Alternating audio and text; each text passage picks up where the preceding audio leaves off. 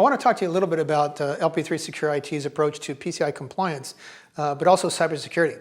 So we have something called the Security Risk Index, SRI, and then you look at PCI. So with the Security Risk Index, high is bad. You want to drive down that risk to a lower level. You want to move it from red to green and then blue. Now, PCI compliance, on the other hand, you want to drive that from low compliance to high compliance. So one of the things that LP3-SecurIT does is when we go in to talk with people about PCI, for example, we might be handed over from a partner who does an independent audit. We're teamed with Coalfire, for example, the largest independent auditing firm in the country. And they don't do remediation, so they hand it over to companies like us who are experts in remediation. Now, one of the unique things that we do during our remediation process is we keep Coalfire apprised of the remediation solutions that we're putting in place.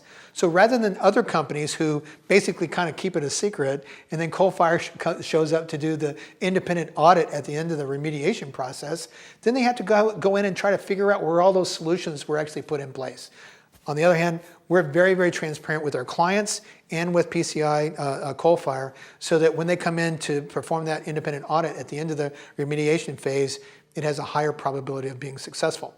Now, as I talked about before, is that we want to drive compliance up from whatever that initial threshold was across all the 6 areas of compliance until we're 100% compliant through multiple iterations. Well, you've heard me talk about before about the multiple iterations that we use when we drive that SRI, the Security Risk Index, down. So basically the way we work is that at the beginning of the assessment, we'll get handed a PCI gap analysis by someone like Coalfire.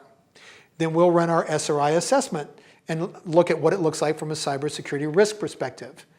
We'll propose the highest risk, the solutions to address the highest risks, and the lowest hanging fruit to address the PCI compliance issues in the first iteration, and then the next one's in the next iteration, the next one's in the next iteration, and so forth. Well, at each iteration, we'll look at what level of compliance we have, but we'll also look at the SRI index, the Security Risk Index, at each iteration. We'll share that with the client and make sure that they understand what's being achieved in each one of these iterations.